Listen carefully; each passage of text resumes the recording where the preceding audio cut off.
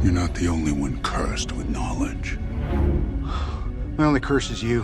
When a person is cursed with knowledge, does that automatically make them a villain? Forces them to see the world for its flaws and attempt to streamline solutions, or maybe invent something they had no business inventing? This is what the comic The Invisible Man explores as we go over the entire series. We jump right into a man who seems to be talking to himself, and to me, he sounds a little bit off the hinges, saying I will show you. I don't know what he's showing, but I'm already scared. And on the very next page, we see a man getting choked to death by air. Now this is just prepping us for what's to come, because next we see a scientist working on something. We are getting a perspective from his journal logs, and the project he is working on has something to do with the substance monocaine. The substance being derived from a flower in India and drains pigment from the subject's skin. He tests this on a rat, and before we go any further, just look at his smile.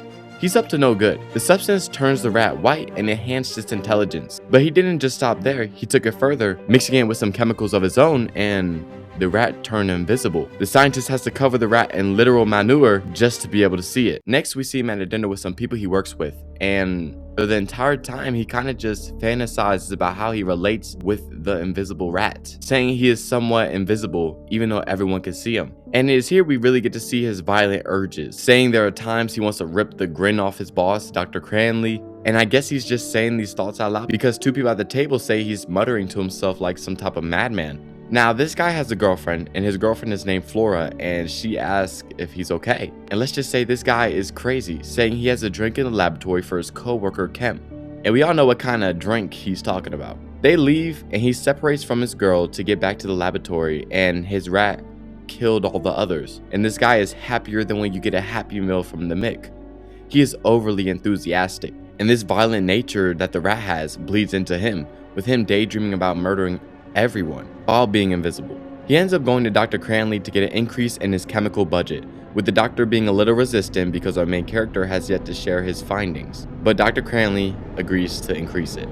His coworker Kemp is a little bit suspicious, thinking the stuff he's working on is rat poison because of all the dead rats, but our main character Griffin assures him that it is not, and it is a special cocktail they talked about. This is not setting up well for Kemp. Next, we see some information that his boss, Dr. Cranley, is his girlfriend's father, and he is persistent on getting to know what exactly Griffin is working on. All the while his girl, Flora, is asking if she will ever get married, and he alludes to a yes, but in a very creepy fashion. And Flora states she wishes they could kiss and no one could see him, and he says, soon. What do you mean soon? He is trying to make an invisible army. He has been spending his nights away from his house and girlfriend and just been in the lab, attempting to induce larger animals with this altered monocaine, and they prove to be more difficult than he imagined. If he gives the wrong dose, they become feral and then they just die. Even to get these animals, he is searching the streets for stray dogs and cats, with one being successful and becoming really clever in escaping. This escalated until Griffin saw Kemp bring a monkey to experiment with, something Dr. Cranley would not allow him to do, with Cranley increasingly pushing harder. But sorry buddy, this isn't for you. And Griffin keeps getting these glimpses into what he wishes would happen in that moment, an invisible version of himself killing all of those who doubt him, including Dr. Cranley. He later talks to his girlfriend about his findings and being very vague not to reveal what he's actually doing. And he says he needs a blood sample from an escaped success, that being the cat. And Flora straight up says, you better get that blood sample. Now this cat has a brutal nature because of the monocaine, so Griffin leaves the door open to kill the ape that was brought in by Kemp the other day while it's trapped in his cage. The cat sat patiently at the window before moving closer, with every step making the ape go crazy, sensing the danger is near. He sacrificed the ape, opening the cage while the cat killed the ape, an invisible threat you cannot see. A battle you cannot win. Dr. Kemp immediately puts the blame on Griffin, and his senses are like a Wolverine. He sees the villainous nature from a mile away. And although Cranley looks suspicious of Griffin, he says you can't make speculations like that and to clean the mess up. And our boy Griffin with the captured cat knows exactly what to do next. Now this is where it gets weird. We see someone covered from head to toe, moving like he's doing some evil activities, before we see a person being trapped with someone saying quiet.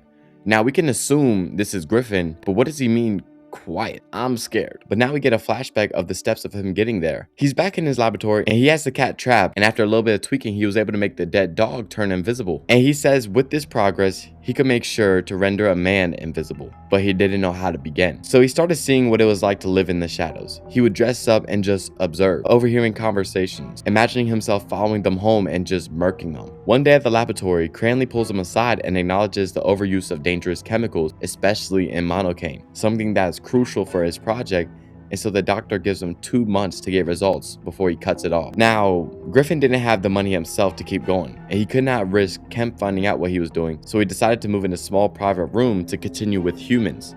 But who? As he walked around in his getup, he approaches a little homeless boy, a boy that has no family, no friends, a boy that is essentially invisible. He offers him a few meals for help with his science, and the boy agrees. Griffin takes him to a small room and feeds him what the boy thinks to be wine, but is really drugged with the solution he's been working on, and it works. Kind of. The little boy is invisible, but only the protective layer, the skin barrier, and this boy just looks at himself and calls himself a monster. Like, no bro, the monster's right in front of you, man.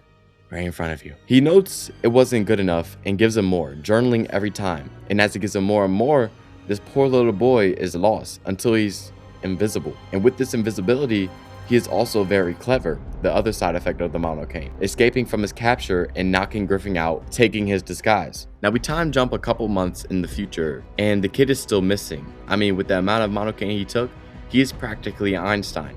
And Griffin is paranoid, not knowing when he is lurking, where he might attack, and he is constantly very jumpy. His girlfriend points this out, and yet, even though he ruined this little boy's life, he still envies him, envies how free he truly is. But obviously, little Tommy does not feel the same, because he sends Griffin a note that reads, "You have made me nothing, and so I will too make you nothing.